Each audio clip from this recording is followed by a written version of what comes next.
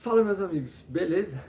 Eu tô aqui com 2 anos e 3 meses de casado e eu gostaria de falar com vocês o que eu aprendi durante esses 2 anos de casado, que eu acho que podem ser boas dicas, tanto para quem é solteiro, tanto para quem tá namorando, pensando no casamento, tanto para quem já é casado também, né? Então, a primeira coisa que eu aprendi é: Deus ama casamentos. Eu lembro disso quando, lendo a Bíblia, eu li essa passagem hoje, inclusive, que é em João 2, que fala a respeito do primeiro milagre de Jesus, que foi aonde? No casamento.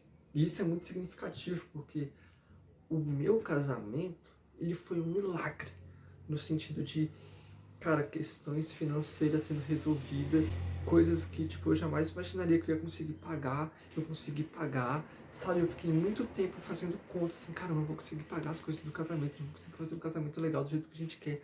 E, mano, Deus foi abrindo porta ali, foi abrindo porta aqui, foi abrindo, sabe, portas do céu para que os recursos chegassem e a gente conseguisse pagar nosso casamento. Tudo em dia, tudo perfeito, e foi da maneira que a gente sonhou, da maneira que a gente sempre quis. E depois que eu casei, eu vi muitos outros amigos também casando. Acho que depois que eu casei, eu já fui uns 7 ou 8 casamentos, sei lá. E é impressionante como cada um deles, eu sempre falava pra eles, tipo, cara, vai dar certo, Deus cuida das coisas, Deus vai fazer abrir as portas. E eles iam lá, e depois de um tempo eles falavam, cara, aconteceu tal coisa, e no final tudo dava certo. Então isso me faz crer veementemente nisso, de que Deus ama casamentos. E por que que isso é relevante? Porque a gente vive numa época onde, cara, o número de divórcios tem crescido mais do que nunca. A gente tem vivido numa época onde muitas pessoas falam que não querem casar, não querem ter não querem viver o casamento, né, uma vida é, com outra pessoa juntos. E casar foi algo que eu sempre quis. E é muito bom saber de que Deus ainda está tocando no coração de jovens, de coração de pessoas que amam a eles e despertando eles para o casamento, que é essa coisa linda e maravilhosa. Deus ama tanto o casamento que a simbologia que ele fala, a simbologia que ele usa para falar da igreja em relação a ele é a noiva e o noivo. Então, cara, eu acredito que dentro do casamento existem muitos mistérios de Deus que podem ser revelados, que podem ser descobertos. E é realmente incrível poder viver isso, é incrível estar casado. E eu sempre incentivo as pessoas a casar. Eu falo que casar foi a melhor coisa que eu fiz na minha vida. E, cara, eu sei que quando a gente fala em casamento, vem muitas preocupações, né? A respeito de, cara, eu não tô pronto, como é que vai ser? E os gastos e sei lá o que. Mas, cara, isso tudo não é nada para Deus. Não é nada para Deus. Deus ama casamentos e Ele faz acontecer. Quando você vê coisa que é para casamento, para duas pessoas que amam a Deus, estão se unindo debaixo de um propósito, cara, Deus coloca a mão dele e abençoa de maneiras inexplicáveis. Então, isso aqui é um incentivo master para você casar. Agora, a segunda lição que eu aprendi durante esses 2 anos de casamento é: Deus é o maior provedor do lar. Cara, durante esses 2 anos e 3 meses de casado, a gente passou por várias situações financeiras.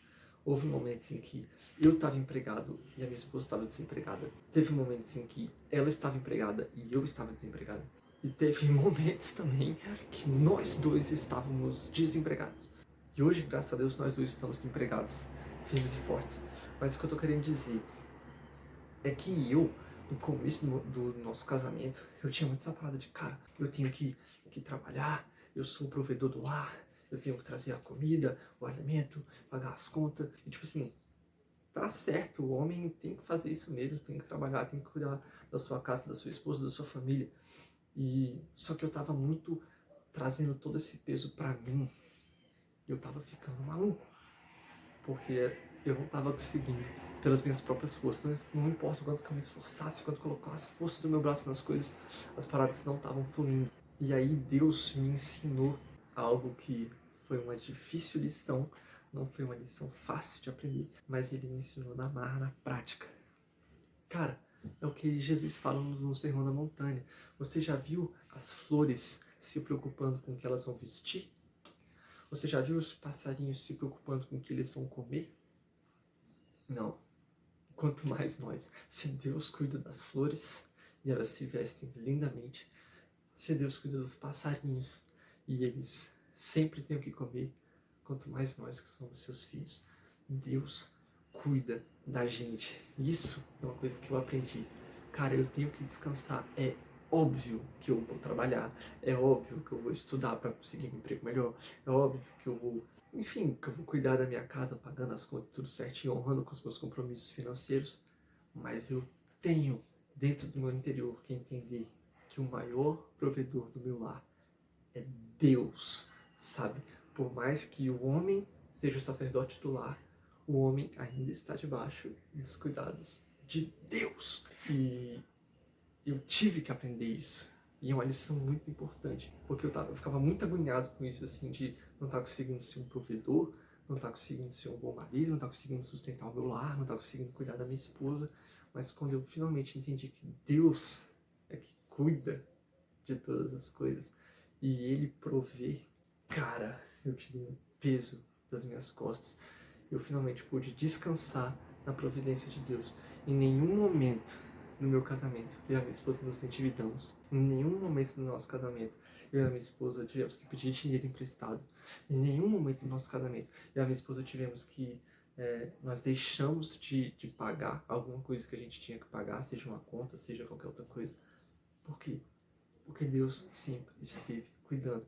Então a gente tem que entender isso. Cara, a gente trabalha, a gente recebe um salário, a gente cuida do dinheiro, né? Do dinheiro que entra, né, na nossa conta. Sim, mas cara, a sua conta não é a pessoa que te guarda. O seu salário não é o que te sustenta. O seu trabalho não é o seu Deus. Quem é o seu Deus? É Jesus Cristo, mano. E Ele cuida de todas as coisas. Ele está cuidando da sua vida, do seu casamento, do seu lar. Você precisa descansar nisso. Quando eu finalmente entendi isso, cara, eu pude descansar debaixo da provisão de Deus. É claro que até hoje, às vezes, a gente passa por perrengues, por situações, por imprevistos, e eu fico preocupado. Mas aí eu sempre volto a minha mente para as coisas que Deus já fez, para as lições que Deus já me ensinou. Eu falo, cara, Deus está cuidando de tudo e eu tenho que descansar. Ah, como isso é lindo. E agora, a terceira lição, que é a seguinte: Deus está presente nas coisas simples da vida. Cara, durante muito tempo eu sempre tive o desejo missionário dentro do meu coração. E eu já fiz várias viagens missionárias, né? Várias não, algumas viagens missionárias. E eu tô sempre envolvido nessas coisas. E eu achava que quando eu casasse ia ser, tipo assim, um boom repentino. Tipo assim, eu casei, então, cara, a partir desse ano eu e a minha esposa, nós vamos viajar o mundo falando de Jesus. E Deus vai abrir as portas, e Deus vai abençoar, e Deus vai cuidar de tudo. Nós seremos missionários vivendo para Cristo. E, cara, isso é lindo, isso é ótimo, é um desejo genuíno do meu coração e talvez isso aconteça, sei lá, Deus sabe das coisas. Mas o fato é que não foi assim. Depois que eu casei, como eu falei, a gente passou por várias situações e aí eu vi que em vez de a minha preocupação ser viajar para outro país ou para outro estado para pregar o evangelho, a minha preocupação era pagar contas. A minha preocupação era trazer o pão de cada dia para minha casa. A minha preocupação era cuidar da minha esposa, era às vezes ter um tempo de lazer, sabe? Sei lá, às vezes a gente trabalhava a semana toda e às vezes o que o meu casamento demandava não era uma viagem, não era uma pregação, não era um mover sobrenatural com várias pessoas, não. Porque às vezes o meu casamento demandava era simplesmente a gente pegar um domingo à tarde e ir no cinema, um sábado à noite e ir jantar no restaurante ou sair para passear no parque. Você tá entendendo? Então eu tava com a expectativa de coisas super, mega, hiper, super naturais vão acontecer, vai ser um milagre a cada dia, vão ser portas abertas, vão ser convites para pregar, convites para viajar para outros lugares. E não, algumas coisas aconteceram, algumas coisas não aconteceram. A gente já fez alguma viagem missionária, a gente recebeu convites, mas Isso não significa que Deus não está abençoando, que Deus não está cuidando. Pelo contrário, Deus me mostrou como Ele se faz presente no dia a dia, nas coisas mais simples, sabe? Como Deus se faz presente simplesmente tomando um café da manhã em família. Como Deus se faz presente simplesmente em, sabe, a gente saindo para ir no cinema, ou então saindo para ir no parque, ou então a gente passando uma tarde toda dando uma geralzona, uma faxina zona na casa, ou a gente indo na lavanderia para lavar roupa. E Deus se faz presente nessas pequenas coisas, cara. E que nem eu falei, não significa que coisas incríveis não aconteceram ou que coisas sobrenaturais não vão acontecer. Pode acontecer, mas meu coração não está nessas coisas, porque meu coração aprendeu a ver a Deus nos dias mais simples. Aprendeu a sentir a presença de Deus nos momentos mais singelos, cara. Isso foi algo assim que eu aprendi com um casamento, sacou? Como as coisas mais simples e mais bestas. Deus também se faz presente ali. Deus é presente ali. E mais, Deus principalmente é presente ali. Porque, cara, grandes moveres sobrenaturais não vão acontecer todo dia, toda semana. Mas agora, você acordar, você tomar café, você pagar uma conta, isso acontece. Semanalmente, diariamente. Então aprender a enxergar Deus nessas coisas é lindo demais. E agora, a quarta e última lição é, cara, você realmente se torna uma carne com a sua mulher, com o seu marido. Jean, explica isso pra mim. Não sei explicar. Não sei explicar. Porque, cara, quando a gente fala, o homem e a mulher se tornarão uma só carne, tipo, na teoria, você meio que, sei lá, você entende, porque eles vão ser um só, eles vão ser duas pessoas diferentes, né? É óbvio, eu sou eu, a minha esposa é minha esposa, mas nós seremos um só. E, tipo, sei lá, na teoria talvez faça sentido, talvez nem faça sentido na teoria também. Mas o fato é que na prática é muito real, cara. É impressionante como eu me sinto um com a minha esposa, e a minha esposa se sente um comigo. Como a gente tá conectado, como a gente tá junto. E isso é algo lindo, cara. Eu realmente não sei explicar, porque eu posso ficar aqui falando, e eu não vou saber explicar, mas é algo que eu falo que na prática eu sinto. E eu espero que você possa sentir isso. E isso é uma dádiva do casamento. Isso é uma dádiva de você esperar a pessoa certa, com o propósito certo, sabe? Se unir debaixo da bênção de Deus, fazendo uma aliança perante de Deus e perante os homens. Sabe? Uma aliança com essa pessoa, uma aliança com Deus. E se unir com ela, sabe? E se tornar um com ela. Cara, sério, não acho que é só uma frase de efeito que tá na Bíblia e que as pessoas falam. Não.